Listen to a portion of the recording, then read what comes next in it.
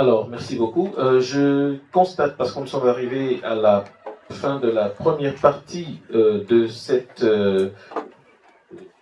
à la fin de la première partie de cet entretien, avant de donner la parole au public, il y a 4 intervenants qui disposent encore en moyenne de 5 minutes chacun, certains un peu plus, et je vais donc poser une question pour eux seulement.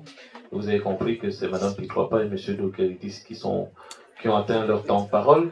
Et pour les autres, j'ai une question de groupe. Vous aspirez à être conseillers communaux, et chacun de vous a sans doute une préoccupation particulière. Mais au-delà de cela, nous sommes à Matongé. Dans ce que vous avez comme programme, qu'est-ce que vous feriez, quel est l'axe sur lequel vous travailleriez pour rendre Matongé un quartier encore plus vivable, où il fait, comme on dit couramment, bon vivre, c'est un lieu commun, mais enfin, ça veut dire beaucoup. Sur quel point vous pensez qu'il faut agir le plus pour rendre Matongé plus vivable? Madame Deboc. Pour 5 minutes.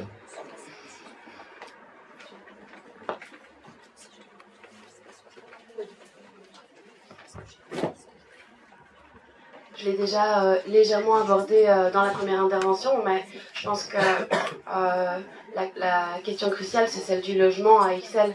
On a fait une enquête auprès de plus de 400 Ixellois et Ixelloises, et c'était la préoccupation principale, et c'est pas un hasard. Franchement, le prix des loyers, l'insalubrité des logements sociaux, mais aussi la difficulté à trouver un logement, c'est vraiment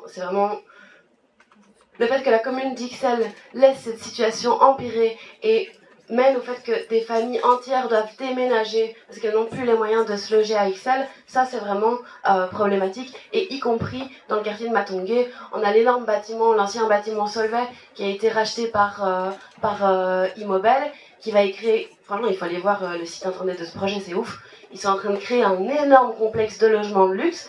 Et alors, si vous regardez le site internet, ce qu'ils mettent comme éléments, ils ont fait une carte avec les trucs intéressants autour du site. Et qu'est-ce qu'il y a comme truc intéressant? La Commission européenne. Donc c'est clairement pas pour les personnes qui ont un salaire normal qu'ils font ces logements. C'est pour les commissaires européens qui gagnent au minimum 3 000 € par mois. Et je pense que c'est dans ce genre de projet qu'on peut intervenir avec la commune d'Ixelles pour revendiquer, pour obtenir 30% de logements sociaux. J'avais fait un calcul. Si on avait imposé 30% de logements sociaux dans le projet immobilier à La Plaine, dans le projet immobilier aux casernes et dans le projet immobilier à Solvay, on aurait eu 750 logements sociaux à Ixelles. Donc les moyens, ils sont là. On a aussi la possibilité de développer un impôt progressif sur l'immobilier. C'est quand même pas normal que Immobel paye la même chose au mètre carré que, donc Immobel, l'énorme entreprise immobilière qui fait le truc à Solvay et à La Plaine, c'est quand même pas normal qu'il paye le même montant au mètre carré que le petit propriétaire qui a uniquement sa maison à Ixelles. C'est pas normal que un restaurant comme Burger King paye le même montant au mètre carré qu'un commerçant qui a juste son petit commerce. Il faut qu'on ose activer les épaules les plus lourdes, qu'on fasse contribuer les entreprises les plus riches au développement de logements sociaux, de logements abordables à Matongé. Parce que 30 logements sociaux sur une législature, c'est quand même loin d'être gagné. Merci beaucoup. Alors, Monsieur Niemboué, Matongé, nous y sommes. Alors, sur votre liste, et vous, si vous êtes conseiller communal, quel est l'axe sur lequel qu'on n'a peut-être pas abordé aujourd'hui, ou qu'on a déjà abordé, sur lequel vous direz, voilà, moi, ma mandature, ça sera qu'à la fin de la mandature, j'ai avancé là-dessus pour que Matongé soit plus vivable. Oui, bah, en effet, bon, comme disait donc Madame ou la demoiselle Caroline, voilà, merci. On ne se connaît pas encore tout à fait. Je dis, c'est au niveau en effet des logements. Comme je vous l'ai dit, je crois tout à l'heure, je dis, Ixelles, c'est la commune la plus chère au niveau du mètre carré. Donc, en effet, quand on voit aujourd'hui, ce sont, je veux dire, des logements de luxe. Vous allez sur le site Solvay, la seule chose qui a été prévue, c'est une crèche pour les citoyens. Donc il faut, je veux dire, aussi des logements moyens, car de plus en plus, ce qu'on constate, c'est que beaucoup de personnes quittent même Bruxelles parce que les logements deviennent impayables.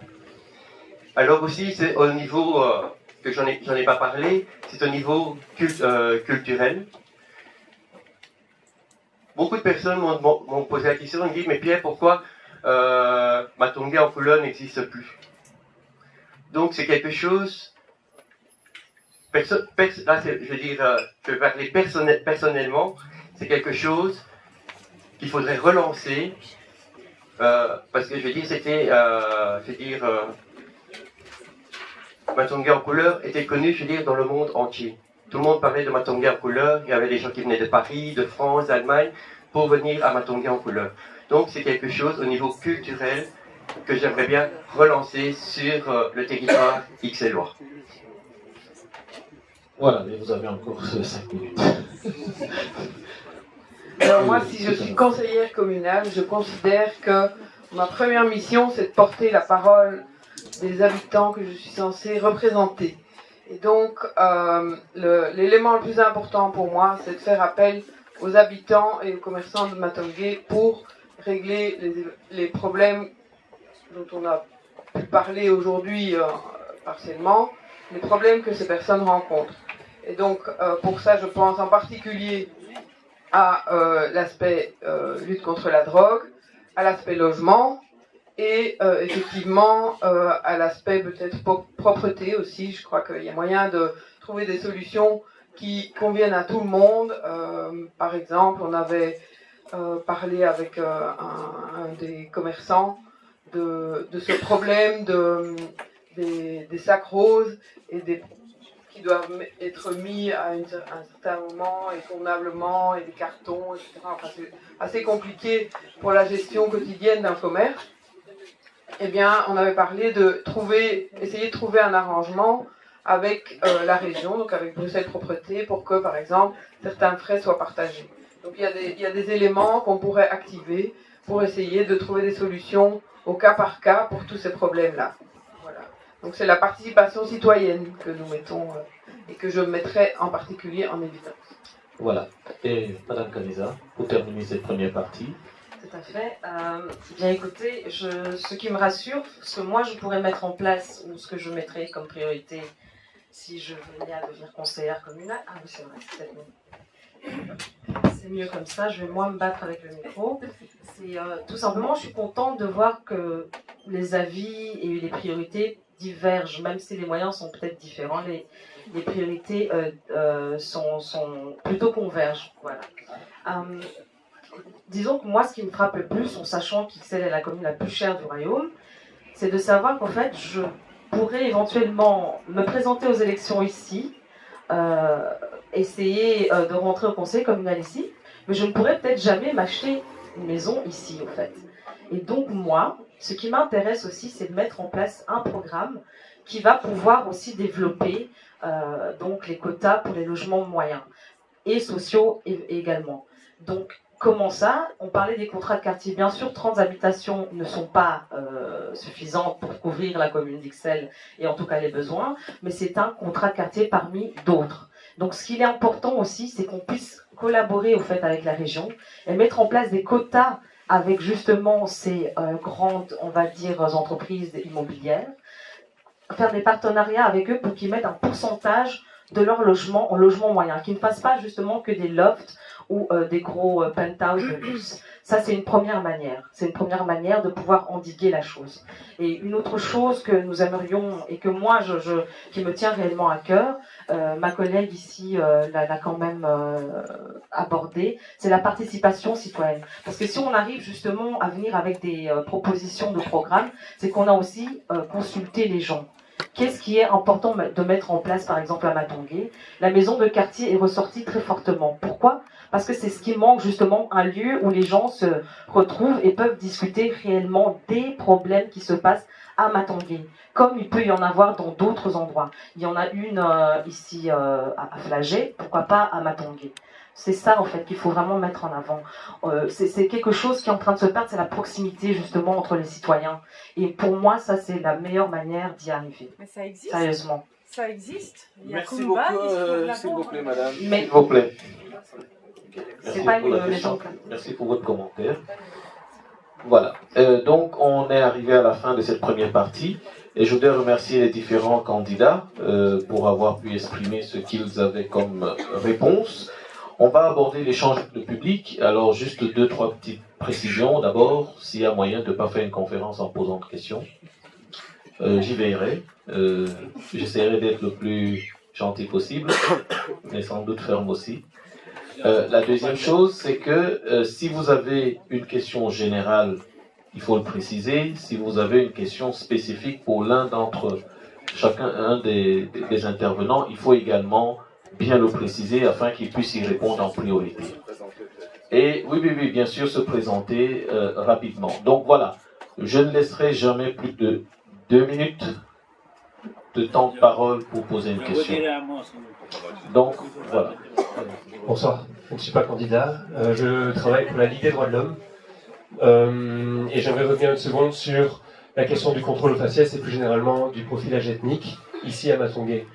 Dire avant tout que cet arrêté communal nous pose beaucoup de problèmes, nous à la Ligue des droits de l'homme, pas sur un plan uniquement politique mais avant tout légal, à la fois cibler tout un quartier sur une période de 3 mois. C'est disproportionné et absolument injustifié. Permettre des contrôles sans aucun soupçon de trouble à l'ordre public ou de quelconques actes illégaux sont aussi des aspects problématiques. Ma question elle est tout à fait concrète et elle s'adresse à tout le monde. La Ligue des droits de l'homme, comme beaucoup d'autres organisations de défense des droits humains, préconise un outil concret qui est l'enregistrement des contrôles d'identité en particulier. Et la délivrance d'une attestation qui permet plusieurs choses. Avant tout, d'enregistrer ces contrôles. On sait qu'en Belgique et comme ailleurs, la question de la documentation des contrôles est tout à fait problématique parce que quasi inexistante. La deuxième chose, c'est la question de la connaissance des droits des personnes contrôlées et aussi du cadre légal dans lequel l'action policière se déroule. Pour ça, ce serait une deuxième solution, entre guillemets. Et enfin, et c'est pas des moindres, ça permettrait effectivement de réduire les contrôles aux faciès, qui sont des pratiques discriminatoires et illégales. Ça, c'est la jurisprudence de mécanismes de contrôle des droits de l'homme au plan international, mais aussi sur le plan national qu'ils font.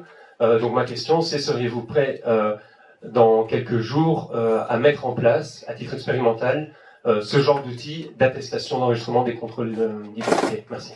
Merci beaucoup. Bonsoir à vous tous.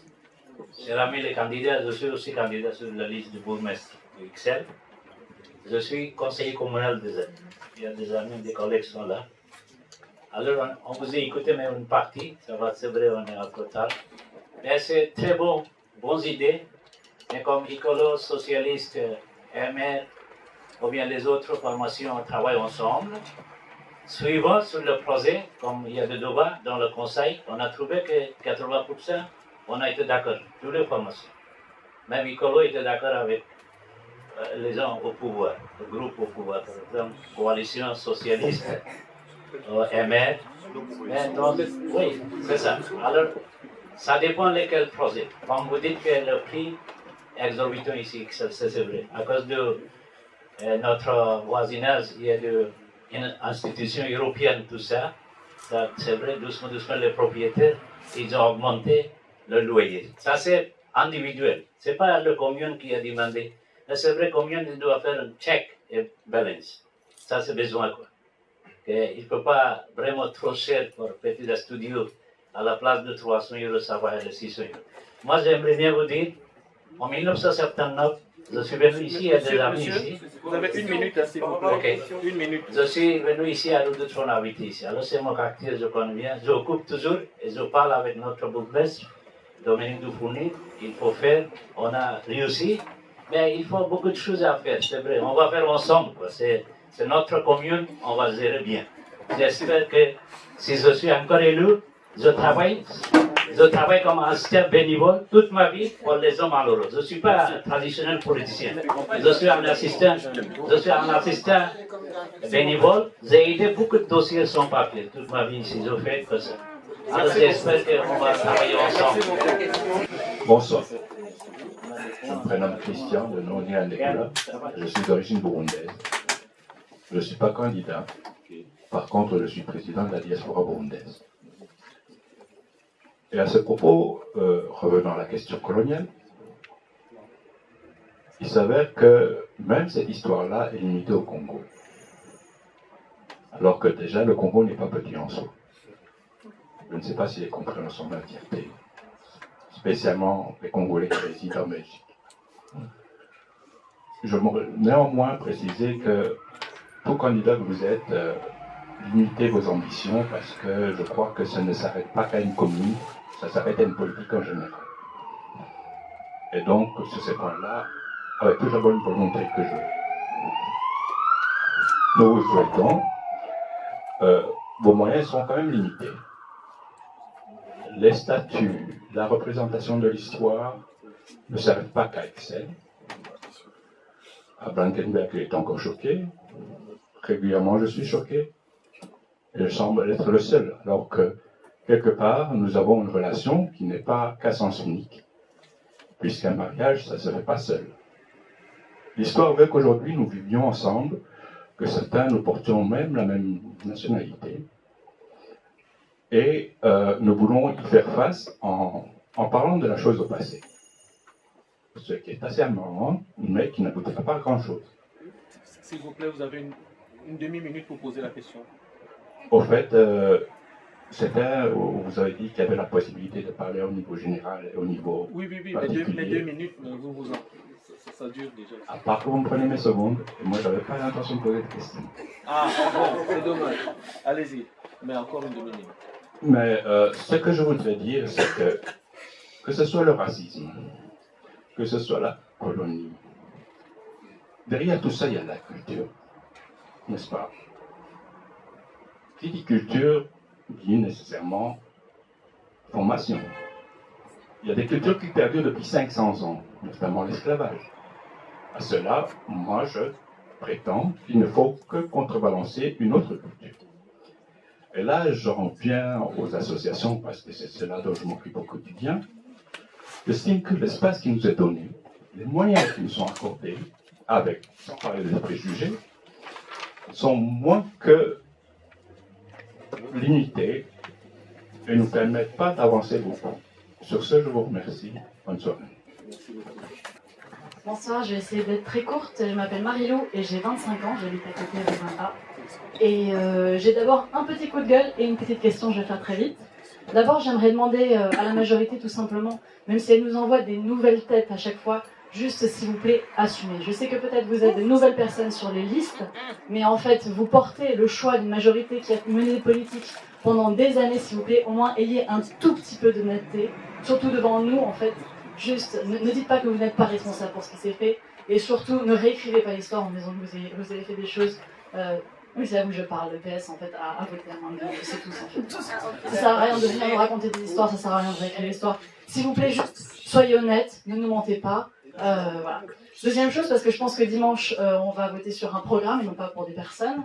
Je pense que l'une des choses majeures, c'est vraiment évidemment le logement. Moi, j'habite du coup à côté. Je paye 700 € par mois. Mon propriétaire m'a demandé ce mois-ci une augmentation de loyer de 40 €. Je ne sais pas combien de temps je vais pouvoir vivre dans ce type de logement. Du coup, deux questions très simples. Je voudrais d'abord que peut-être les candidats réagissent à la seule proposition qui pour moi était suffisamment concrète, c'est-à-dire 4000 logements sociaux sur XL. Est-ce que pardon, les autres partis peuvent peut-être, je crois que c'est une proposition du PTB, peuvent se positionner en termes de quantité? Est-ce que vous pensez que c'est possible? Est-ce que vous avez l'ambition de le faire? Ou est-ce que vous voulez continuer sur 30 logements? Est-ce que c'est suffisant?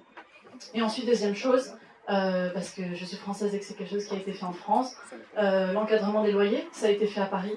pourquoi pas ici. Je pense qu'on en a besoin. Je voudrais savoir si vos partis, au niveau national, je sais que c'est pas quelque chose qui est sur au niveau de la commune, mais défendre ça, je pense que c'est quelque chose qui pourrait être utile ici. Je pense qu'on en a besoin. Est-ce que vous pouvez vous positionner? Merci. Merci beaucoup. Ma question s'adresse à tous. Comment dire, ça a déjà été évoqué un petit peu, vite fait, mais donc je m'appelle Sébastien Mamba de l'SBL Change. On a aussi œuvré pour que la place Patrice Lumumba puisse voir le jour. On a collaboré, on a participé au front avec Philippe qui a été censuré visiblement, mais il était là aussi, c'est-à-dire il est là. Tu vois Philippe, on te cite. Hein. Donc, la question, pourquoi est-ce qu'on parle, et ça a été évoqué par mademoiselle notamment, dont le discours est malgré tout le plus réaliste de tous ceux sur la table, désolé pour les autres, mais la colonisation n'étant pas terminée, pourquoi est-ce qu'on veut parler de décoloniser systématiquement comme si c'était uniquement le passé? Là, vous êtes en train de nous divertir, enfin, vous autres pas, je ne vous accuse pas directement, vous autres qui êtes en face de nous, mais je sens cette diversion où on essaie absolument de nous dire oui, on accepte notre passé, on assume notre passé, mais est-ce que vous assumez votre présent surtout? Parce qu'à la limite, vous savez, parler de la décolonisation de l'espace public, ma foi, c'est important, c'est même très important. Parler de la réécriture des manuels scolaires, c'est même fondamental. Mais au-delà de ça, moi, ce qui me dérange surtout aujourd'hui, c'est les ingérences continues. Parce que jusqu'à présent, finalement, les gouvernements, et au-delà des gouvernements, les multiples groupes qui les stoppent, n'ont pas arrêté les ingérences, n'ont pas arrêté de soutenir des soi-disant rébellions qui confortent leur pouvoir et qui leur permettent de faire leur commerce. Il faut quand même que les habitants de la Belgique savent d'où vient leur confort. Leur confort, il vient pas seulement de ce que Léopold II il est mort il y a longtemps. Il est mort il y a très longtemps. Ça vient pas seulement de lui, c'est jusqu'à présent ça se passe. Donc pour ma part, quand on parle de décolonisation, j'aimerais bien savoir ce que vous faites concrètement pour qu'aujourd'hui on puisse un jour parler d'une Afrique indépendante, puisque par exemple le CFA dans certains pays, mais il n'y a pas que le CFA qui est une monnaie arrivée aux monnaies européennes. Hein. Dans d'autres pays, c'est un peu pareil. Donc tout ça, c'est votre responsabilité aujourd'hui. Et par rapport à ce qui se passe aujourd'hui, que comptez-vous faire? Comme ça, après, demain, peut-être qu'on pourra parler de décoloniser. Peut-être demain. Mais aujourd'hui, c'est un peu tôt encore, je crois. Sébastien, merci. Alors, enregistrement des contrôles d'identité, ça a été posé comme question. Se positionner par rapport aux propositions du PTB pour les autres, 4000 logements sociaux. Est-ce que vous pouvez encadrer les loyers? Qu'est-ce que vous entendez? Est-ce que vous assumez la présence? Et est-ce que, au niveau communal, il y a quand même des échelonnats de la solidarité internationale à ce titre-là? Que feriez-vous pour diminuer la néocolonisation? C'est comme ça qu'on peut traduire la question du jeune. Ici, je donne celui qui veut prendre la parole en premier, qui se sent prêt. Je ne vais pas faire un tour. Madame Pitropa.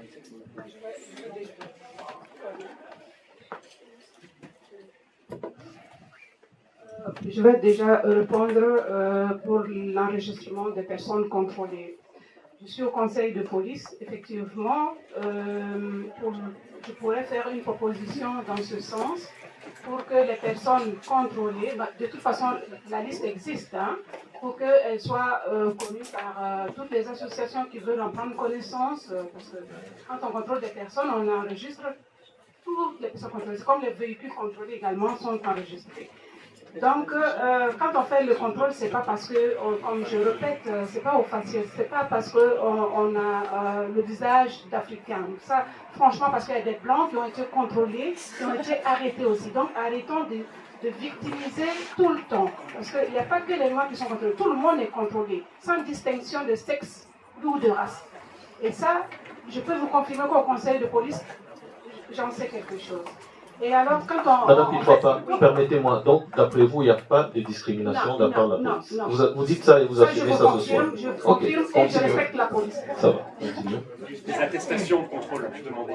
Quand on fait le contrôle, c'est pour juste identifier vraiment plus facilement des personnes qui s'adonnent... Les attestations de contrôle, est-ce que vous pouvez... Parce qu'effectivement, l'enregistrement des contrôles peut permettre de voir à qui on a donné le maximum d'attestations. Ça existe, il faut voir si c'est légal que la police communique le nom des gens contrôlés à des associations. Il faut voir la légalité. Non, aux personnes tout simplement. Aux personnes, oui. Écoutez, moi, on peut faire des suggestions, oui. D'accord. Et si d'aventure, ceux qui viennent avec la preuve de leur contrôle sont à 80% de personnes noires, vous accepterez à ce moment que c'est... Écoutez, on est dans... Votre question est déjà vicieuse. Hein? Non, je vous pose une question sur un fait. Mais j'ai pas entendu la question. La commune, je peux vous dire que la commune œuvre vraiment au quotidien pour lutter contre tous les types d'incivilité, de tous les types de deals qui se passent dans ce quartier. Donc, quand on contrôle des gens, c'est pour vraiment identifier, parce que parfois on a des signalements, mais tant qu'on ne contrôle pas la personne, on ne peut pas savoir qui elle est. Et puis la police a le droit de contrôler qui que ce soit dans la voie publique. Hein. Donc, moi je pense qu'il faut arrêter de victimiser et dire tout le temps que c'est parce qu'on est noir qu'on est contrôlé. Ok, s'il vous plaît. Merci beaucoup. Et que dites-vous par rapport aux logements sociaux 4000 logements sociaux, est-ce que c'est faisable? Tout à l'heure, monsieur a dit qu'il y avait une crèche dans ce bâtiment de Solvay. Il y a des chances que ce soit pour ceux qui y habitent. Hein. Donc, à mon avis, le prix par mois, ce que ça va coûter, il y aura peu de familles en dehors de cet immeuble qui vont... Tout est une question de budget. Tout est une question de budget, parce que la commune seule ne sait pas réaliser ça sans le budget que la région donne pour la réhabilitation des immeubles, et que ce soit les logements sociaux ou bien des immeubles inoccupés que la commune pourrait vraiment intervenir. Donc pour ça, moi je pense qu'on devrait plus pencher sur la générosité de la région pour pouvoir disposer de budget. On a déjà inauguré des logements du côté de la rue Volta, plusieurs logements qui ont été rénovés, et on a tout un plan de rénovation. Merci, parce qu'il y a d'autres personnes. Alors, qui d'autre veut répondre? Je voudrais rappeler qu'une question a été posée spécifiquement par quelqu'un dans la salle par rapport aux propositions du PTB. Donc, je ne fais que répéter cela, mais vous n'êtes pas obligé de répondre. Monsieur Doukédis, peut-être? Vous voulez pas? Sur toutes les questions, en fait. Oui, sur toutes les questions. Sur l'attestation de contrôle, oui. Parce que ça va permettre une objectivation et que ça permet justement de... Voilà. Je pense que, de manière générale, on a des acteurs, que ce soit dans les questions sur le logement, que ce soit sur les droits de l'homme, que ce soit de la femme, que ce soit sur toute une série d'autres compétences qui ont une expertise. Et je pense que le dialogue est intéressant. Il est au service de la démocratie. On est dans une période où on est plutôt en train d'abaisser et de diminuer la protection de certaines de nos libertés, et on doit être particulièrement attentif justement aux messages qui nous sont envoyés par des juristes, des avocats, des personnes qui sont spécialisées dans ce genre d'enjeux. Et donc je dis oui, on peut, en tout cas personnellement, moi je le ferai, une expérience peut-être pour aller dans ces directions-là, pour voir et pour pouvoir un peu objectiver les choses. 2. Monsieur Christian du Burundi, vous êtes intervenu, et puis monsieur, je ne connais pas votre prénom, excusez-moi, ou votre nom, mais pardon. Sébastien. Change. Et sa question portait dans le cadre de la solidarité internationale, donc c'est quand même communal aussi, si on veut. Ouais, enfin, j'allais dire tirer par les cheveux, mais personnellement, ça ne vaut pas la peine. Donc, ce n'est pas parce qu'on dit quelque chose qu'on ne dit pas qu'on ne pense pas à toute une série de choses. Donc on a 2-3 minutes pour s'exprimer sur des questions, et on essaye, et accepter notre honnêteté là-dessus, de se centrer sur ce qu'on peut faire au niveau communal. Le plus possible. Parce que ce sont ces élections-ci qui le concernent. Là où c'est très important, et où je vous rejoins, c'est la question de la cohérence. Ce que une femme ou un homme politique dit ici doit être représentatif de tout ce que son parti dit et fait. Ici. 2, de ce que son parti dit et fait à tous les autres niveaux de pouvoir, surtout dans un pays comme la Belgique, qui est très complexe institutionnellement. Donc vérifiez, allez voir ce que nous disons au niveau du Parlement fédéral pour les questions que vous posez par rapport à la colonisation qui continue avec un autre nom et avec une autre forme. Allez voir le travail de Benoît Hennings, de toute une série de parlementaires qui font un travail très concret, justement pour pousser et pour donner en fait une vérité par rapport à l'action. Et la Belgique, c'est un exemple. La France est 1000 fois pire. Et il y a d'autres pays qui sont en train de coloniser l'Afrique, qui continuent dans le même type de logique, avec la complicité de gouvernements qu'on a installés, qu'on entretient, pour pouvoir continuer à appuyer, pour pouvoir exploiter encore et les enfants et leurs parents dans la plupart des pays africains. Rien que sur la question écologique, sur les minerais de sang, sur tout ce qui est en train de se faire par rapport à ça, les écologistes sont extrêmement présents justement pour dénoncer ces situations-là. Parce qu'effectivement, il y a une chose qu'on doit se rendre compte, si nous avons le luxe que nous avons ici, c'est parce que d'autres crèvent. Uniquement pour ça. Si d'autres ne crevaient pas, si on ne laissait pas les autres dans la misère, il n'est pas possible avec une seule planète de faire le luxe que l'on a ici. Si on voulait permettre que tout le monde vive comme nous, c'est simplement impossible matériellement. C'est une question écologique. Il n'y a pas besoin de beaucoup de scientifiques pour encore se rendre compte de ça. Mais ce sont ces inégalités-là qu'il faut absolument combattre.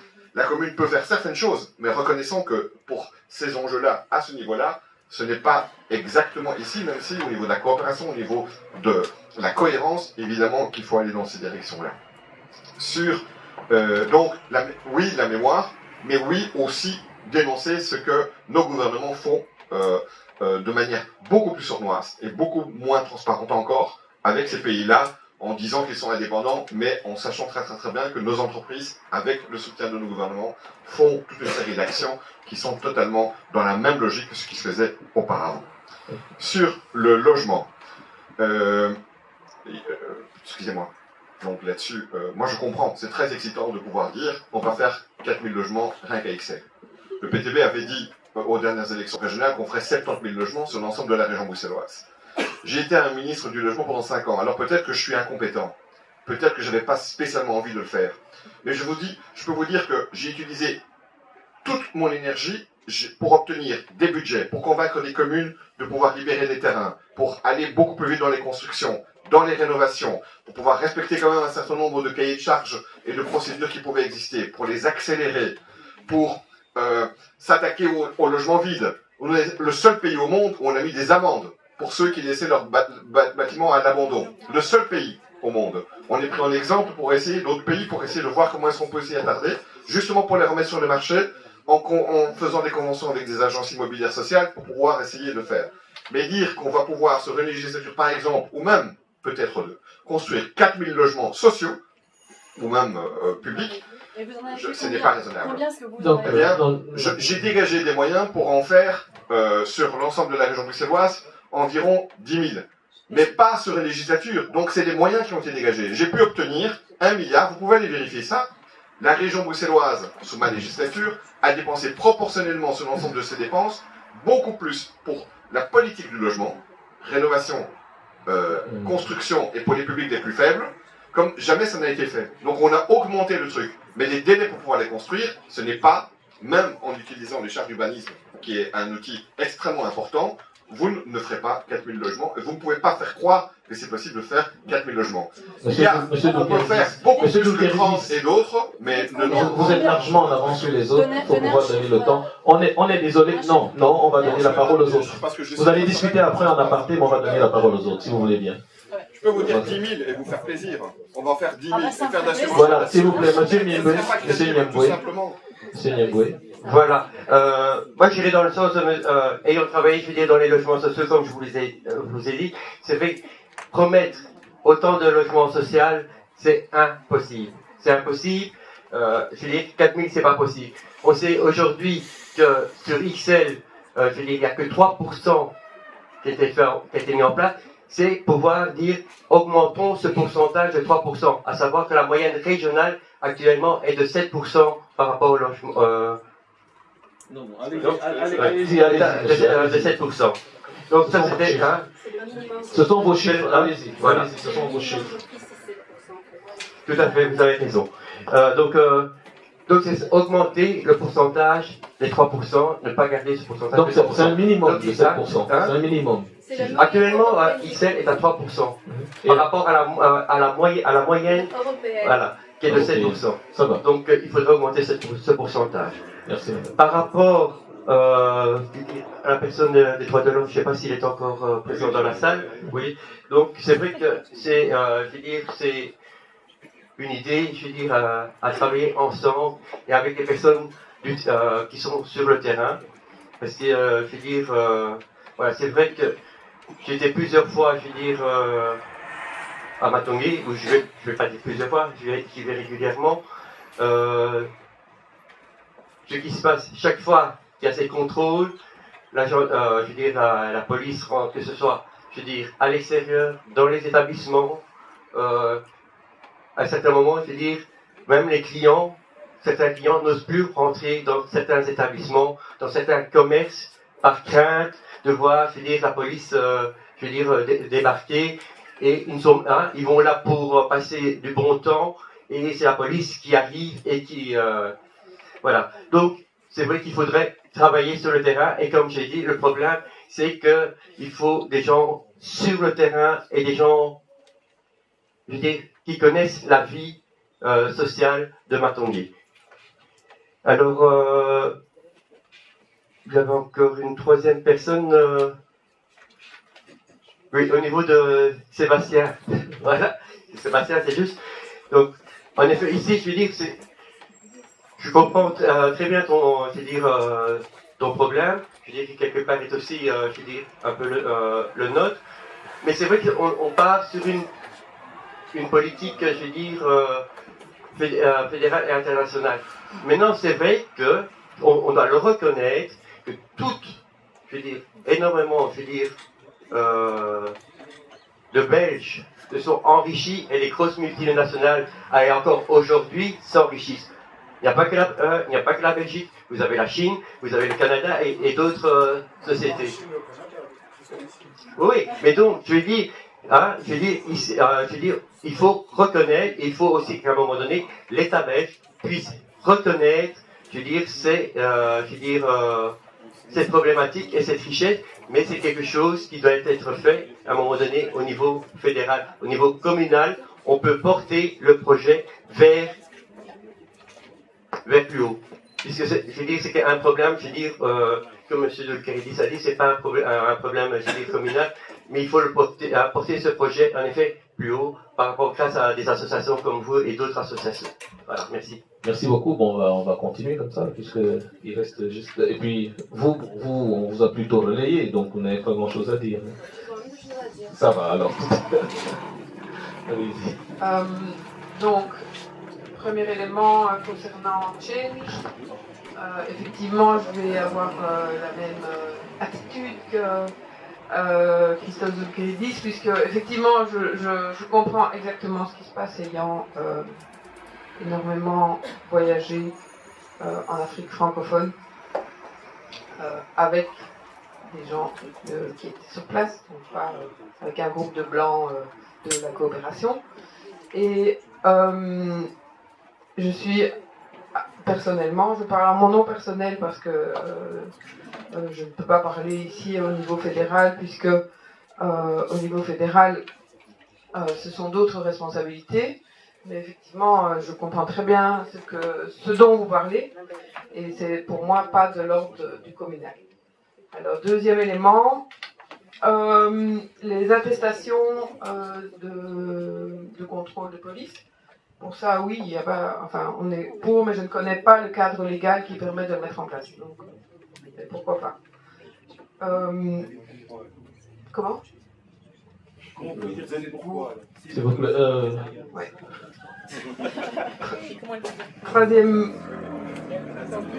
Troisième élément, les logements sociaux.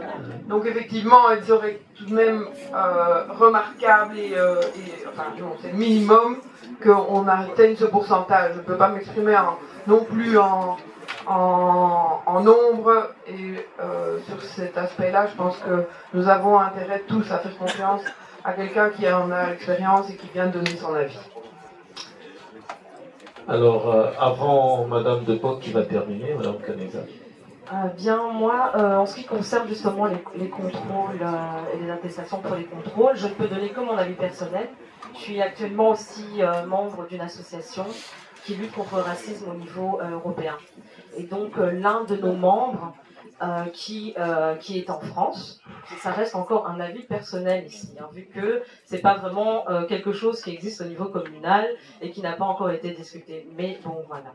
Et ils ont mis en place un récépissé, voilà, pour que lorsqu'on est contrôlé par la police et que l'on estime que c'est c'est arbitraire, la personne adverse doit aussi remplir un document expliquant pourquoi vous avez été arrêté, etc. Et vous gardez ce récépissé sur vous-même. Ça peut être une piste d'action. par exemple, que l'on peut mettre en place au niveau communal, bien sûr, à discuter au niveau des tenants et des aboutissants. C'est la personne en face qui le donne au policier. Le policier doit remplir la raison pour laquelle il a arrêté. C'est une obligation aussi. Mais pour ça, c'est passé au Sénat et ça a été approuvé. Hein. Donc il y a des règles à suivre. Ce n'est pas une personne qui est venue avec une association, qui a mis ça en place tout seul. Il y a tout un système derrière qui le supporte, tout simplement, en France. Est-ce qu'on peut peut-être mettre translater ça ici? Pourquoi pas? C'est une piste de solution comme une autre. Voilà. En ce qui concerne la remarque du président de la diaspora burundaise ici en Belgique, ce que vous avez dit est très intéressant dans le sens où moi, qui ai pu participer aux visites ici, donc de mémoire coloniale sur Ixelles, je pense que c'est vraiment une méthodologie qu'il faut appliquer à toute la Belgique, au fait.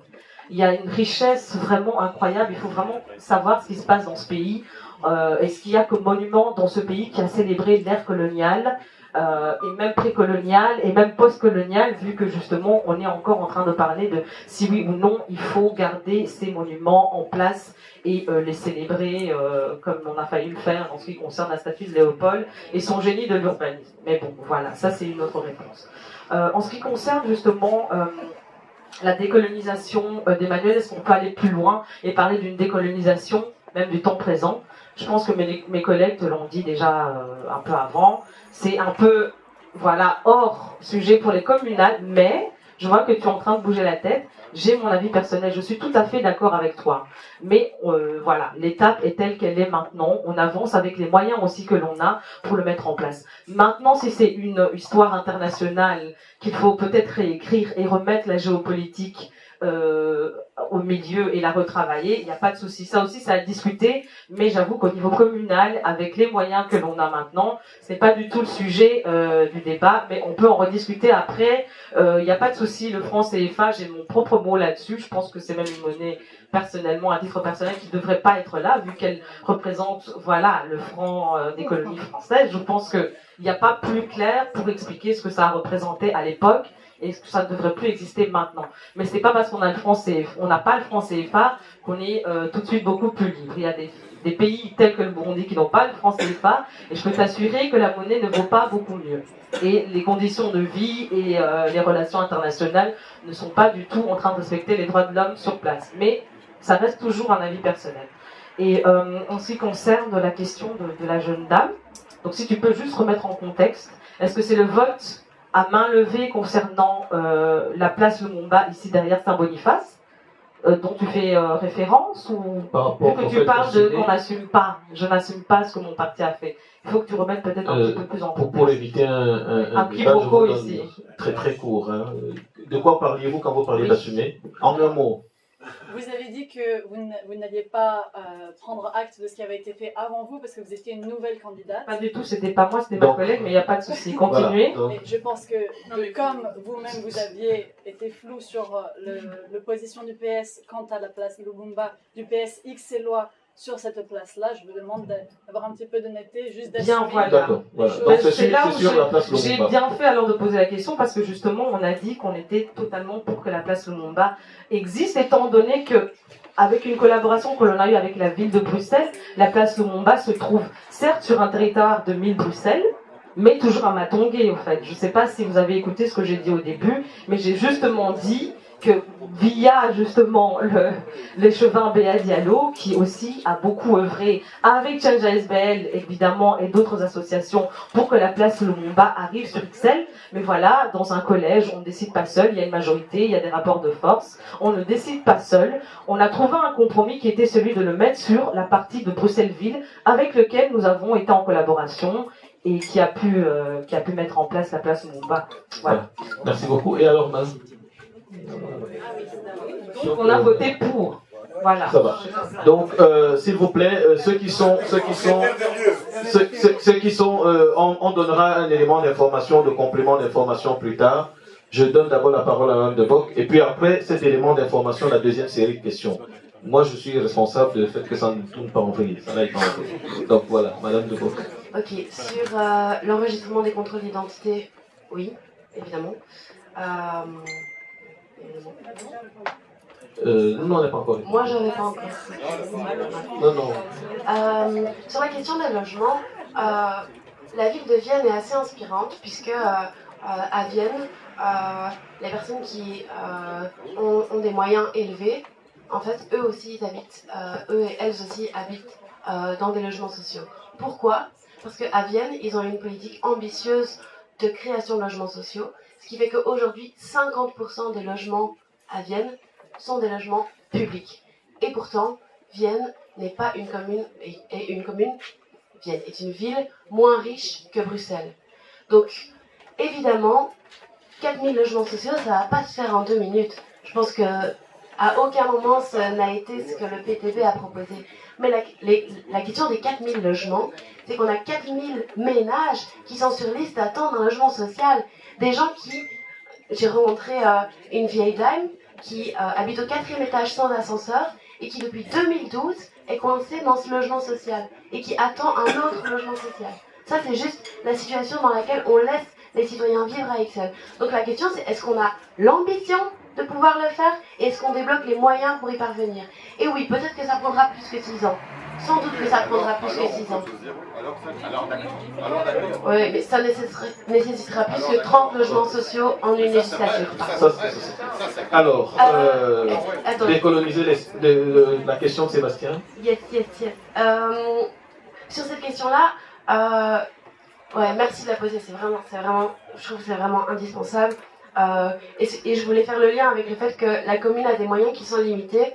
Et je pense que la commune, plus que juste dire ah oui, on va en parler à nos copains de la région, qui sont parfois en fait souvent les mêmes, ou même au niveau fédéral, je pense que plus que ça, la commune, ça peut vraiment être un levier d'action, un levier de mobilisation des citoyens pour des mouvements sociaux qui revendiquent une décolonisation de l'espace urbain, mais aussi la fin du néocolonialisme. Et ça veut dire concrètement, tu demandais, ok, mais comment est-ce qu'on va faire pour arrêter la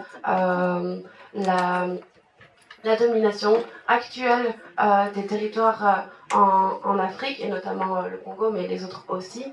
Je pense que la première chose, c'est qu'il faut qu'on arrête l'ingérence. Tu parlais de l'ingérence en termes de déstabilisation des pays, mais aussi l'ingérence en ce qui concerne l'aide au développement. On va installer des écoles, on va développer des industries qui en fait contribuent à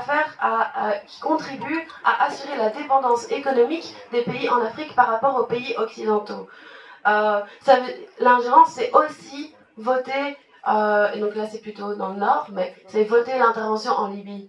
Ça c'est aussi un problème, l'intervention militaire en Libye. Donc il y a sortir de cette ingérence, ça c'est la première chose. La deuxième chose, c'est que évidemment c'est aussi au peuple africain de décider comment est-ce qu'on va devoir résoudre cette situation. C'est pas juste nous tout seuls ici depuis la Belgique qui allons devoir le résoudre. Et alors la dernière chose, c'est que j'en parlais tantôt dans la deuxième question sur la mémoire coloniale. En fait, ça ouvre à fond le débat sur le dédommagement des pillages. Et je parlais sur les 23 plus grandes fortunes en Belgique, les 9 qui ont fait leur fortune dans la colonisation. Ces fortunes-là, il va falloir qu'on les active. Merci beaucoup. Alors, ce qui est important de rappeler, c'est que le MR de Ixelles, la question coloniale, c'est la ligne rouge. Et le PS est dans cette majorité avec le MR. Le PS avait cette question de la place Lumumba entre les mains pendant très longtemps. Ce qui s'est passé, c'est que quand on a constaté à Mille-Bruxelles que le bourgmestre allait plus vite que les 15 ans de lutte à la place Lumumba ici derrière l'église Saint-Boniface, tout de suite on a eu un appel de Tran, monsieur le chargé le directeur de cabinet de BR. Je ne rentre pas dans les détails, je ne cite pas les noms, mais quand même il faut revenir sur l'historique, qui nous a convoqués, je vais m'arrêter là, pour justement savoir ce qui se passait à Mille-Bruxelles.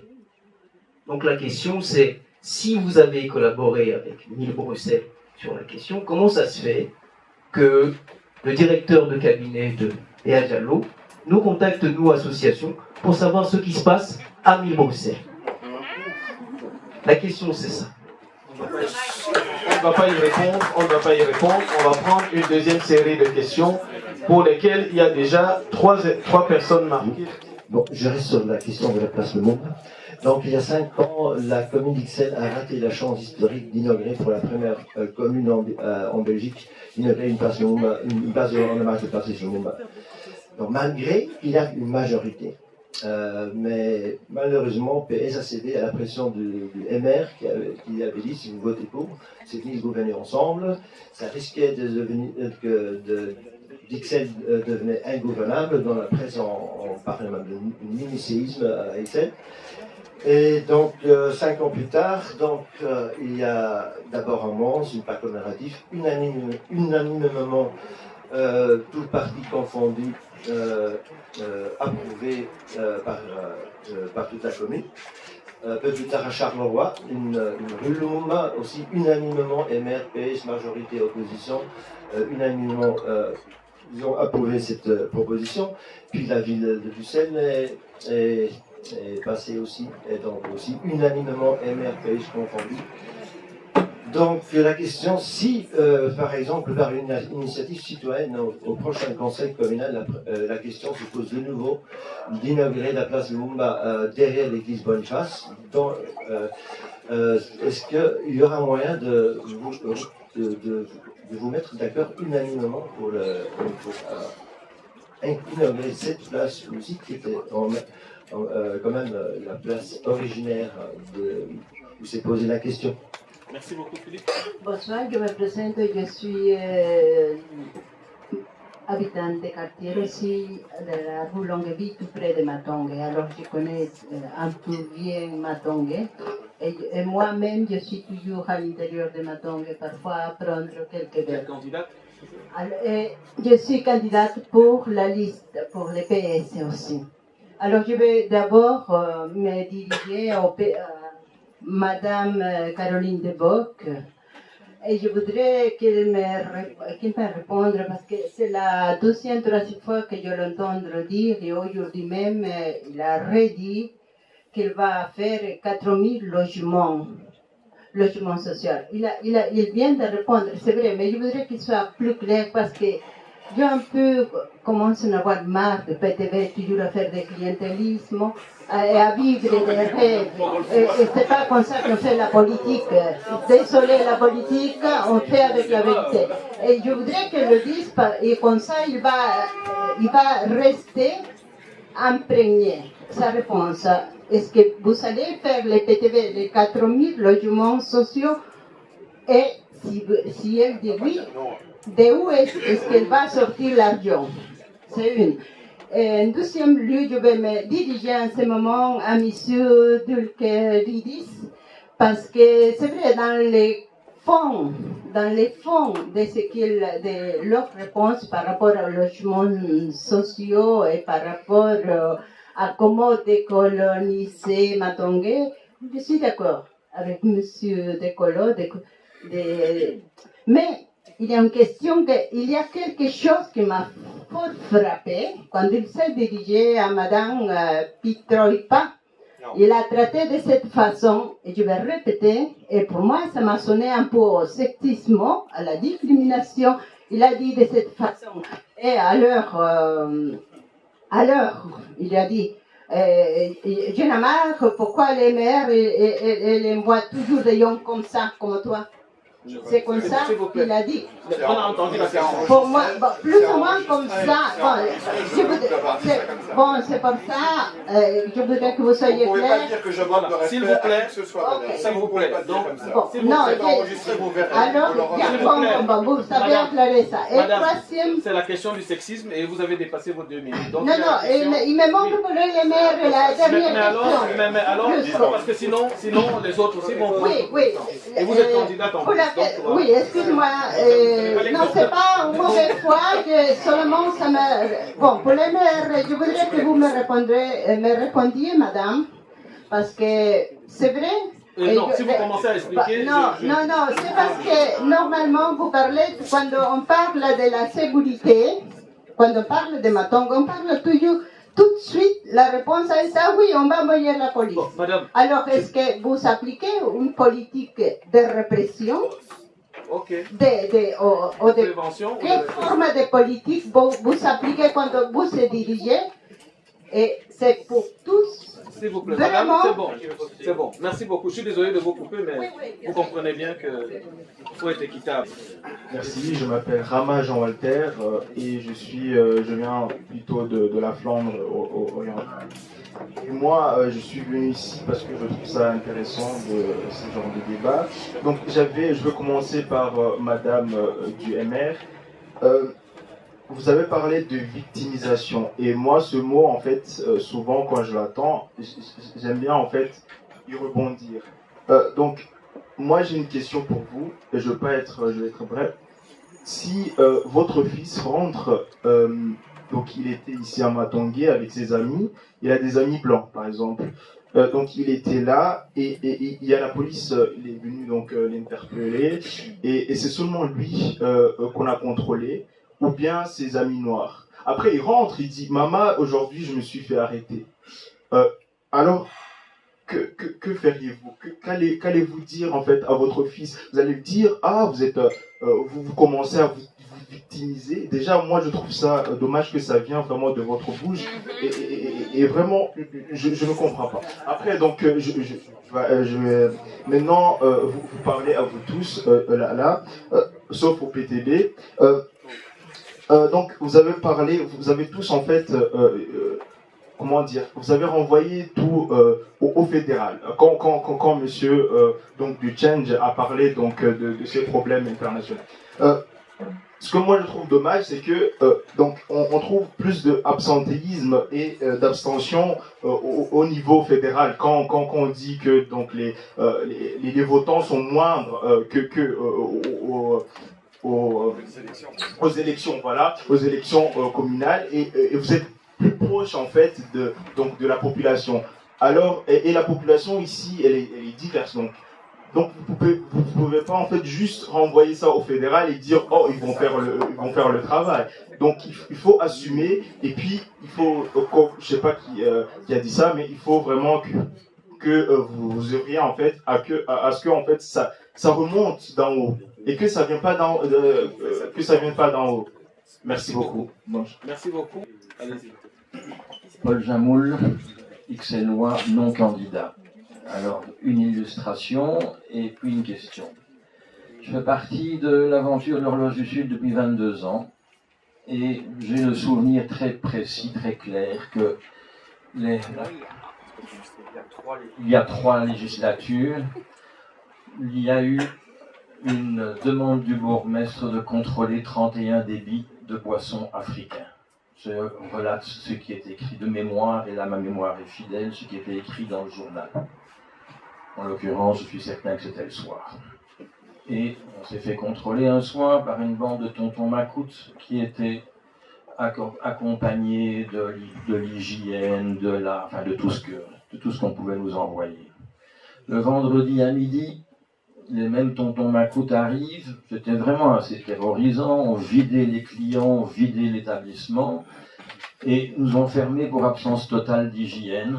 C'était la même hygiène que celle que vous trouvez aujourd'hui, et on a appelé suffisamment de témoins pour vérifier que nous n'étions pas en manque d'hygiène.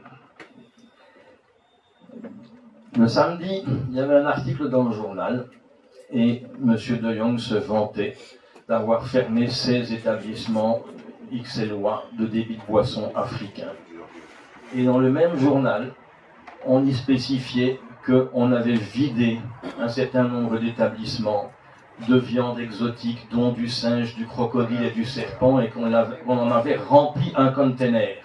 J'ai presque fini, j'ai fini.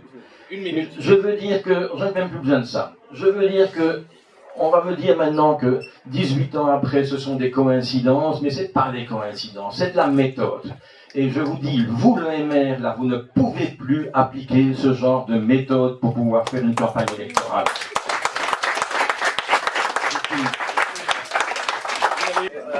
Je suis un peu étranger aussi, puisque je ne suis pas tout à fait de Matongé, j'habite de l'autre côté de la rue.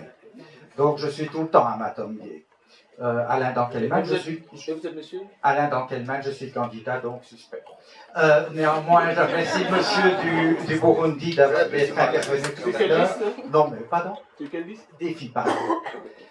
Donc je remercie monsieur du Burundi parce que j'ai enseigné comme coopérant, pas nécessairement dans la logique d'exporter des modèles de domination à connotation coloniale, puisque j'ai toujours été, que ce soit au Burundi, complètement libre de mes cours, et idem au Vietnam pendant 8 ans.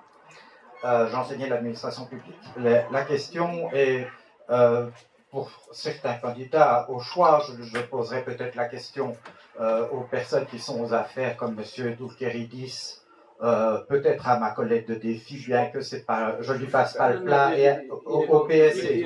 Pardon ? Il est dans l'opposition pour le moment. Je suis à l'opposition partout. Oui, mais enfin, ça va vous intéresser quand même. La question, c'est que je vais vous poser la question simplement du concept de logement moyen. Par ailleurs, à Matongué, j'ai entendu ce que monsieur me dit concernant certaines interventions de police. Je ne veux pas intervenir là-dessus. Je crois qu'on a été très fort à l'écoute. Ici, j'ai été très fort à l'écoute aussi parce que j'ai noté plein de choses et tout le monde a envie de dire plein de trucs. Ceci aurait dû presque démarrer une campagne électorale, ou en tout cas démarrer les réflexions, parce qu'on sent bien que tout le monde va partir frustré. Maintenant, donc, ma question est simplement sur le logement moyen. Si je n'ai pas fini mes 2 minutes, je regarde ce que j'avais noté d'autre. Je vous donne 30 secondes. Simplement,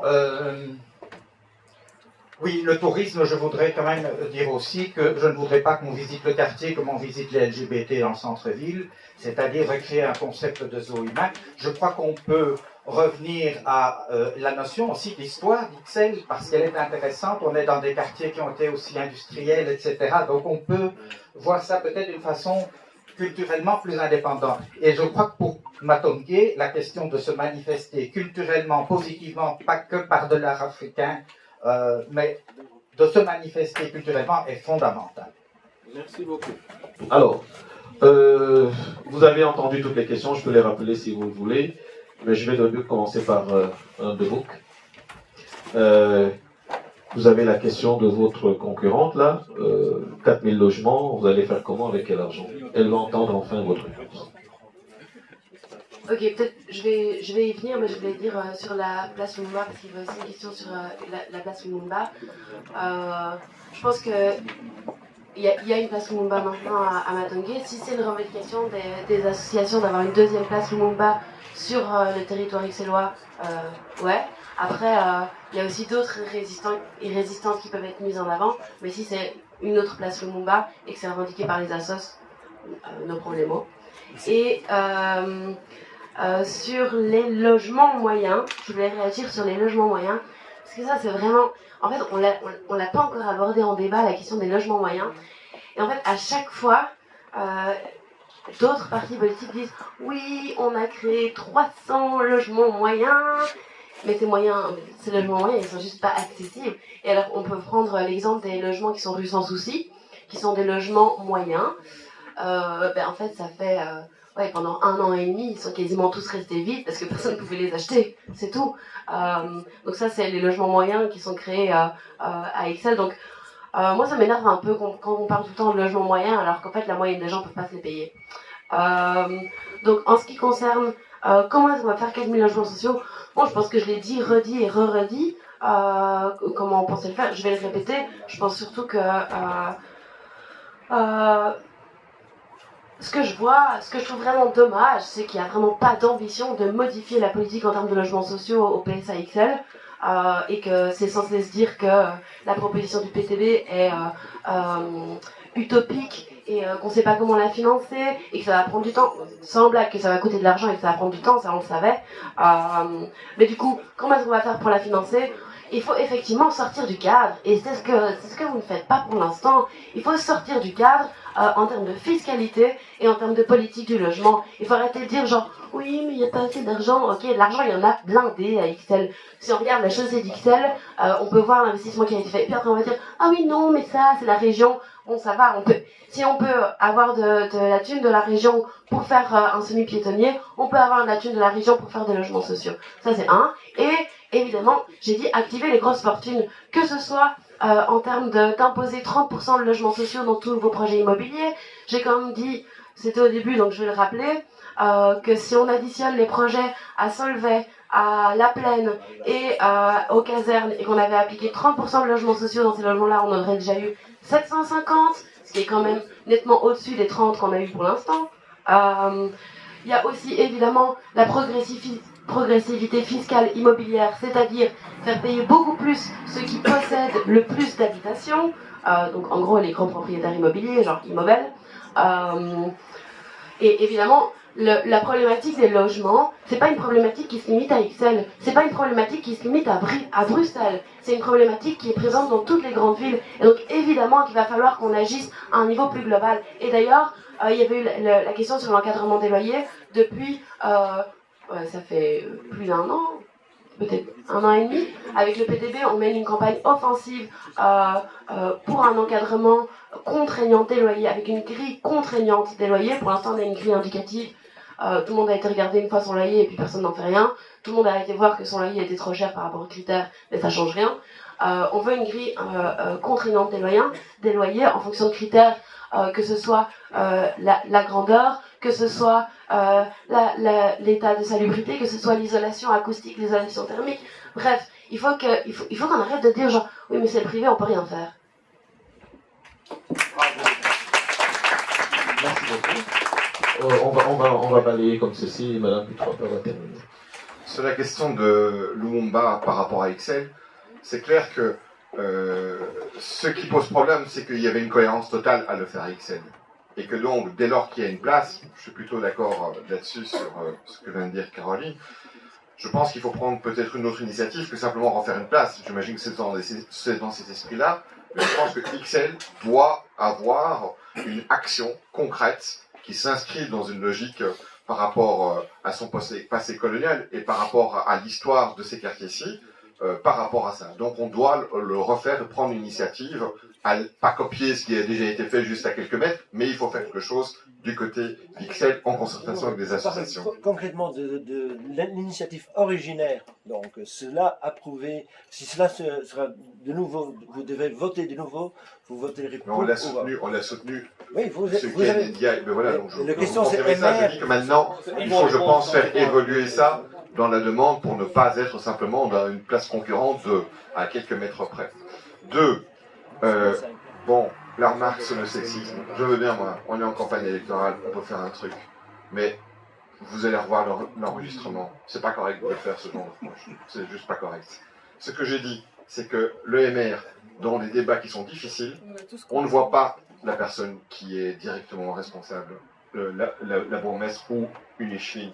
Et finalement, on a des personnes qui sont envoyées, moi je respecte totalement toutes les personnes qui sont là, et je sais que c'est pas évident de prendre la parole, surtout que, contrairement à moi qui ai une expérience au niveau parlementaire et tout ça, je me rends bien compte que c'est pas simple parce qu'il y a des questions qui vont dans tous les sens, et je comprends, hein, vous posez des questions sur des trucs européens parfois, des compétences fédérales et tout ce truc-là, chacun essaie quand même de rester sur des compétences communales, et vous nous en voulez quand on n'extrapole pas et qu'on va pas sur d'autres terrains. Excusez-moi, mais ce serait pas honnête de commencer à parler de choses qui doivent avoir lieu à un autre niveau de pouvoir parce que les élections sont communales. Et vous nous reprochez de ne pas intervenir là-dessus. Je vous ai donné mon avis, vous avez insisté, on a donné notre avis. Vous dites, ah non, personne n'en parle, à part le PTB. Mais vous rigolez ou quoi? On a dit explicitement ce qu'on pensait par rapport à la question coloniale hier et aujourd'hui. Il y a des attitudes qui existent.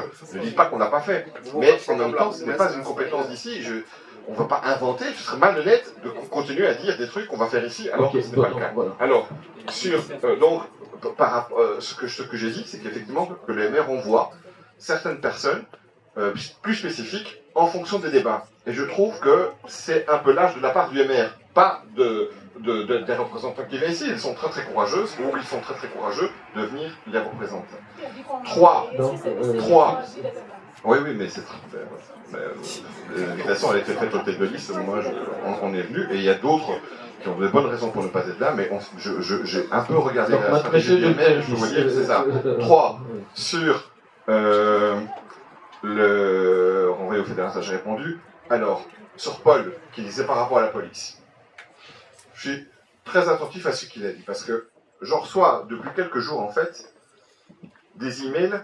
Alors, j'en ai pas parlé encore, parce que je estimais qu'il faut être prudent, et je continue à être un peu prudent. Mais il se fait que ça va un peu dans le même sens que ce que tu viens de dire, et c'est des mails qui viennent de policiers, qui me disent, nous, on en a un peu marre d'être instrumentalisés et d'être envoyés systématiquement dans certains endroits en particulier, et pas à d'autres, et qu'il y a des choix discriminants qui sont faits dans des contrôles et des choses comme ça. Je ne sais pas quelle est la vérité par rapport à ces emails, qu'est-ce que je dois leur donner comme crédit, parce que je ne connais pas les personnes qui les ont envoyés, mais ça rejoint un peu ce que tu dis, et je pense qu'il faudra faire un contrôle de ce qui se fait exactement et de ce qui est demandé, parce que ce sont des choses qui ne sont pas équitables et qui ne sont donc pas acceptables. Sur le logement, excusez-moi, mais donc j'entends la précision que ce n'est pas sur une législature spécifiquement. Alors, c'est possible d'accepter ça, et de se dire on peut construire et on doit construire en fait des réponses en fonction des personnes qui demandent. Je vous dirais que à Écolo, on a essayé d'aller plus loin, même, puisque on a dégagé des budgets qui sont disponibles et qui permettent de construire et de rénover, et de s'attaquer à des logements qui sont à l'abandon. Et deux, par rapport au logement social, comme on sait que ça prend du temps, nous avions développé à la fin de la législature des moyens pour faire une allocation loyer pour les personnes qui sont dans la liste d'attente. Pour dire, si vous êtes dans la liste d'attente, vous n'avez pas accès à un logement social, mais vous attendez parfois depuis très longtemps. Et donc on avait dégagé un premier budget pour faire en sorte que ceux qui attendent depuis le plus longtemps, et qui sont vraiment dans des situations difficiles, puissent au moins avoir une allocation qui soulage le coût du loyer dans ces directions. Donc je veux dire, en attendant de construire, parce que ça prend énormément de temps en termes de délai, peut-être qu'on peut aussi aider les personnes qui sont dans les conditions de liste d'attente par d'autres moyens, pour les soulager sur le coût du logement que ça représente. Parce que des rencontres, comme vous en parlez, la dame plus âgée ou d'autres, encore tout à l'heure, une personne qui vient me voir, seule dans un tout petit studio avec 2 petits-enfants, c'est extrêmement difficile, il y en a plein qui payent 500, 600 euros. Et la dernière chose sur le logement moyen, pour répondre à tout... Oui, justement, c'était ça le plus, celle qu'on vous a posée spécifiquement. Oui, je réponds à tout. Sur le logement moyen. D'abord, quand vous parlez de logement social, quand tu parles de logement social et que tu fais des comparaisons à l'échelle européenne, moi aussi j'ai parfois été frappé de me dire, waouh, tel pays, ils font vraiment logement social, c'est extraordinaire, quoi. Ils ont un pourcentage terrible. C'est pas les mêmes logements sociaux que nous, hein. C'est pas les mêmes critères. Hein. Ils n'ont pas les mêmes critères de revenus que nous. Donc dans le logement social dont tu parles par rapport à Vienne, il y a du logement moyen. Il y a même du logement moyen supérieur par rapport à nos références. C'est du logement et le concept logement moyen pour vous, parce que vous êtes déjà quasiment 10 minutes de plus que les autres. Le logement moyen, qu'est-ce que vous entendez par logement moyen concrètement? Aujourd'hui, la priorité, c'est les personnes qui ont les revenus les plus bas. C'est eux qui payent le pourcentage de leur revenu le plus haut, et c'est ceux-là qu'il faut d'abord aider. Les pouvoirs publics essayent aussi d'aider, parce que tu peux être un tout petit peu au-dessus, puisqu'on a des critères nous, très stricts, au-dessus de, je sais plus, 22 000 euros, 24 000, je sais plus, de mémoire. Il suffit que tu sois un peu au-dessus, mais tu es aussi en difficulté. C'est la raison pour laquelle on a mis du logement moyen. Mais c'est pas le même logement moyen. Quand je parle de logement moyen public, c'est pas le même exactement que le logement moyen quand on parle et qu'on dit, ah, le privé a construit des logements pour les revenus moyens qui sont généralement des revenus beaucoup plus hauts, pour ne pas dire très haut. Merci beaucoup. Monsieur Pierre Niemboué. Voilà, je vais juste une petite rectification, je veux dire, par rapport à ce que, je veux dire, la candidate socialiste a dit. Donc, en effet, par rapport à la place de Mumba, en effet, c'était bien, je veux dire, la majorité en place qui avait à main levée, donc voté. Et c'est au moment où les associations ont commencé, je veux dire, un petit peu à s'échauffer, qu'un échevin donc d'Ixelles a contacté, je veux dire, donc tout à fait, échevin PS. Donc ils ont contacté, je veux dire, la ville de Bruxelles pour essayer donc d'apaiser, je veux dire, la situation et trouver une solution rapide. Donc par rapport, je veux dire, au logement moyen, c'est vrai, qu'est-ce que c'est un logement moyen, tout ça, je crois qu'il faut faire, je veux dire, c'est en effet, c'est par rapport, je veux dire, à ce que touche, je veux dire, suivant, je veux dire, des critères, le revenu du citoyen. Donc, par rapport au nombre de logements que le PTP propose, je veux dire, évidemment, si on le prend sur, je veux dire, 10 ans, Oui, en effet, on pourra faire 4000 logements. Hein. Et je suis prêt à prendre le pari que ce ne sera pas possible. et on m'enregistre. Donc, en effet, je dis, c'est administrativement, c'est très difficile. Donc, ce serait plutôt prévoir, je dis, pour les personnes qui sont en attente de logement, avoir, je dis, des accords avec des propriétaires et, je dis, libérer une certaine somme pour qu'ils puissent, je veux dire, se loger correctement au niveau d'Ixelles. Et ce n'est pas qu'à Ixelles, je veux dire, c'est partout dans Bruxelles. Parce que c'est pas un problème uniquement ixellois, c'est un problème qui existe partout. Voilà. Non, s'il vous plaît. Non, mais bon, on répond la réponse qu'on a et puis après vous pourrez discuter après. Sinon, on ne finit pas, on n'en sort pas d'ici. Donc, monsieur Nyamboué a terminé. Vous avez fini pour ce qui concerne. Voilà, oui. Alors, si j'ai bien compris, je dois répondre à 2 questions. Donc, il y a l'action de la place Lumumba. Et donc, la question c'était, est-ce que si on devait revoter, on voterait contre? Je pense que nous, on voterait pour, étant donné notre nouvelle proposition. Sur la partie logement moyen, effectivement, il y a 2 types de logements moyens. Il y a les logements moyens communaux et les logements moyens privés. On sait que les logements moyens privés sont un phénomène qui fait grandir la gentrification, donc à éviter. Et donc, par contre, faire des logements moyens communaux, pourquoi pas? Effectivement, c'est quelque chose, c'est une option qui elle, évite cet aspect gentrification et pour lequel nous validons, effectivement. Voilà. Mais Défi propose aussi l'aide à l'achat. Hein. Oui, effectivement, il y a aussi l'aide à l'achat.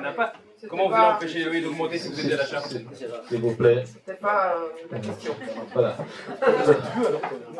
Madame Kanisa.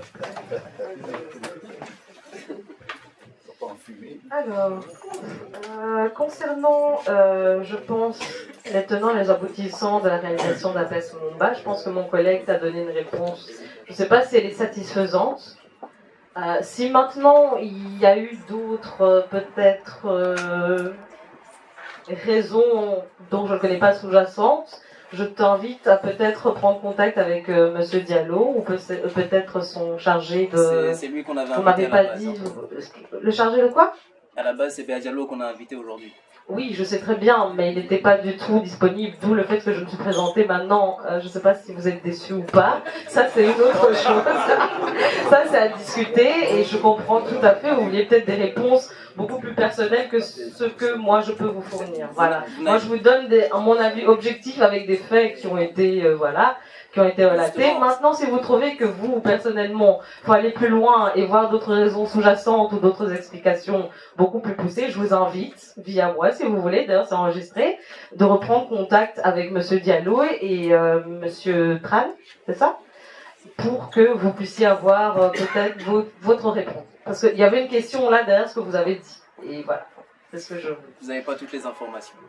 Bien, vous devez vous en douter, mais vous avez quand même voulu poser la question. Donc je vous invite à venir poser la question à Monsieur Diallo vous-même. Et d'ailleurs, il fallait peut-être l'avoir déjà fait depuis un petit moment. Comme ça, vous pouvez avoir beaucoup plus d'éclaircissements. Et voilà. Ça, c'est mon avis. Et c'est vrai. Engueuler? Non, pas du tout. Je parle peut-être trop fort. Je me permettrai jamais. Sur les autres questions. Maintenant, en ce qui concerne... les logements, de ce que je connais de Vienne, comme M. Doulkeredis l'a dit, nous avons vraiment des critères très différents. Tout le monde aimerait bien arriver à 50% de logements sociaux et moyens, parce que tout simplement, je pense que la majorité des personnes ici rêveraient aussi de pouvoir acheter à Ixelles, si ce n'est pas déjà fait, ce qui est très compliqué. Et voilà, ce sont des pistes de solutions à chercher, mais nous n'en sommes pas encore là. Maintenant, je vois qu'on répète beaucoup les 30 logements sur les législatures, mais c'est les 30 logements concernant le quartier, le contrat de quartier de l'Athénée. Si on compte toute la législature et les autres contrats de quartier, ça fait plus d'une centaine.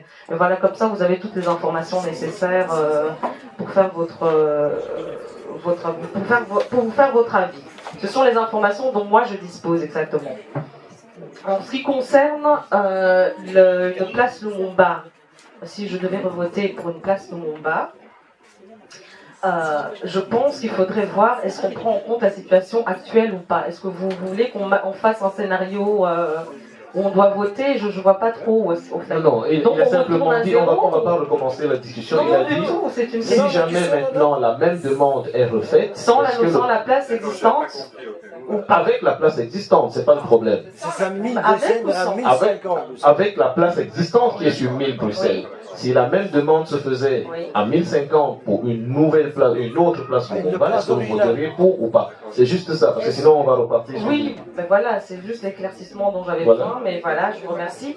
Il faudrait aussi voir, est-ce qu'on veut instaurer quelque chose une mémoire autour de cette place? Est-ce qu'on a envie justement, je sais que vous avez la bibliothèque Lumumba juste à côté, est-ce que juste à ce moment-là vous vouliez mettre aussi quelque chose en place? Non, ici la question concerne juste le fait de voter ou pas au conseil communal, n'élargissons pas. Mais oui, voilà, tout dépend de ce que vous mettez. Est-ce qu'on vote une simple place sans rien en Par exemple, répondez un peu, imaginez que ce ne soit que la place. Oui. Si c'est juste une question personnelle, le parti. Le parti, comment vous voulez que je réponde à une question pareille pour le parti alors qu'il y a déjà une place? Si c'est uniquement une discussion en interne, je ne pense pas qu'on est fermé à une idée de voter pour une place Lumumba à cet endroit-là, mais j'avoue que c'est quand même un petit peu difficile à se prononcer là-dessus comme ça, quoi. C'est compliqué. Vous avez dit beaucoup de choses à titre personnellement. Vous avez dit beaucoup de choses à titre personnel. Hein, mais voilà, c'est un peu normal. Vous m'avez pouvez répondre aussi à titre personnel. Mais à titre personnel, je vote pour ça. Okay. Mais je rajoute je dis encore, il faudrait peut-être développer quelque chose autour de cette place-là à ce moment-là. Est-ce qu'on met encore, je sais pas, un partenariat avec cette bibliothèque pour faire des parcours particuliers? Ça, c'est encore mieux, mais pas juste une place, quoi. Ça serait bien. Ça serait dommage de ne voter que pour une place à ce moment-là. Vous élargissez la question, mais merci pour la réponse. Alors, le MR qui a été... oui, madame, vous vouliez rajouter quelque chose? Oui. J'ai mal compris tout à l'heure la question. Je pensais qu'on allait vers le passé et qu'on recommençait à voter. Donc, dans ce cas, je pense que si c'est on commence à voter oui, si c'est on revote donc avec l'existant, je pense qu'on a plutôt intérêt à effectivement mettre en évidence une autre personne de la résistance, que ce soit congolaise, rwandaise ou burundaise, qui a été éliminée par la colonie. Voilà. Merci beaucoup. Alors, Madame Pitropa, je vous résume la question de la sécurité, la victimisation. A demandé le jeune Rama, si votre fils arrive, est-ce que vous allez lui dire, soit il raconte des histoires, soit il se victimise? Et puis, comme disait M. Jamoul, est-ce que vraiment le MR veut continuer avec la méthode de stigmatisation dans les politiques de contrôle? Et la place Lumumba aussi. Et la place Lumumba aussi, naturellement. Moi, j'aimerais bien revenir à la... Et le micro, il faut activer votre micro. Une petite mise au point, parce que quand je parlais de victimisation, ça concernait vraiment l'arrêté de la bourgmestre qui s'étendait de la période du 15 de novembre au 15 janvier 2018. Vous voyez, c'était concernant cette période-là. Et il y a eu une deuxième aussi, après il y a eu aussi en... Voilà, tout à fait, c'est pendant les arrêtés, c'est pas en dehors. Ok? Non, parce que je ne suis pas d'accord avec votre... Admettons que ça se passe pendant les arrêtés, que diriez-vous? Comment pendant les arrêtés? Admettons que ce qu'il raconte en disant votre fils, c'est pendant les arrêtés. Non, admettons que ça se passe pendant la période. Personnellement, si mon fils n'a rien à se reprocher, je ne vois pas pourquoi il va se plaindre. Laissez-la répondre. Non, je n'ai pas fini. Laissez-la répondre, c'est sa réponse. Mais je suis contre toute forme de racisme. Ça, c'est une évidence. Moi, en tant que noire, j'ai subi aussi du racisme à tous les niveaux. Que ça soit vous n'estimez pas être que vous victimisez? Si. Non. Moi, je parlais des contrôles pour mettre en ordre. Enfin, c'était le contrôle. J'avais mal compris ce qu'il a dit parce que je voulais répondre par rapport aux deals de rue. Parce que si on contrôle pour arrêter des dealers ou certaines incivilités parce que quelqu'un a jeté son mégot de cigarette, même si nous sommes 3 et qu'il y a 1 ou 2 personnes qui jettent leur mégot de cigarette et qu'il est interpellé. Hein? C'est ça. Moi, je parlais de ça. Voyez. Maintenant, si on a un groupe et qu'on choisit qu'un black pour contrôler, je ne suis pas d'accord, évidemment. Là, c'est inacceptable. C'est du racisme pur et simple et c'est condamnable. Ok? Donc, faisons la part des choses. Est-ce que vous pouvez répondre alors en même temps à la question de M. Jamoul qui va dans le même sens en disant la manière de contrôler les débits, de stigmatiser, de sortir des termes du style viande exotique et tout ça qui rappelle un peu beaucoup de choses. Est-ce que ça, il dit le MR ne peut plus appliquer ce genre de méthode? Qu'est-ce que vous répondez à ça? Vous voyez que ce n'est pas la commune d'Ixelles seulement, parce que quand il y a des contrôles pareils, il y a le fédéral, Nous sommes à il y a Ixelles. l'AFCA. Nous sommes à Ixelles. Oui, mais voilà. Il y a l'AFCA, mais oui, justement, la police d'Ixelles ne vient pas toute seule pour faire ces contrôles. C'est organisé avec plusieurs organismes, que ce soit l'AFCA, le fédéral, la commune d'Ixelles et la police d'Ixelles, et puis beaucoup d'autres organismes qui s'associent et ils programment pour faire les contrôles. Pourquoi? Parce qu'il y a quand même un problème au niveau professionnel, parce qu'il y a pas mal, comme on nous fait savoir au conseil de police, des gens qui travaillent au black. Il y a aussi beaucoup d'associations qui travaillent en tant que commerce et on a mis en place des associations, enfin la commune a mis en place des structures comme Job for Self, etc., des associations pour donner des renseignements, pour aider vraiment les ASBL à se conformer, pour se mettre dans les normes. Si c'est une SPRL, c'est une SPRL. Si c'est une ASBL, c'est une ASBL. Mais des ASBL en tant que commerce, ça ne va pas. Donc, la promesse a fait beaucoup de réunions d'informations à ce sujet et des associations sont sur le terrain pour donner des informations aux commerçants pour se mettre en ordre. La promesse avait donné un délai de mise en œuvre.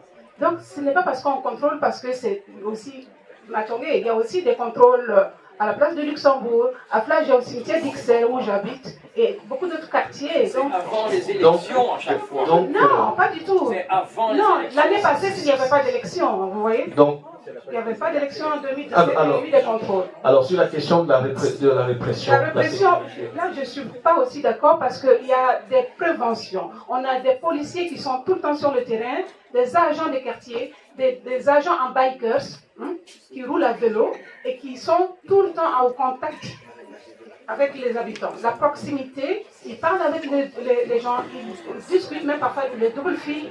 Ils s'arrêtent avec leur vélo, ils demandent si le conducteur est dans la voiture, de repartir. Donc, il y a la prévention avant la répression. Donc, on ne réprime pas systématiquement.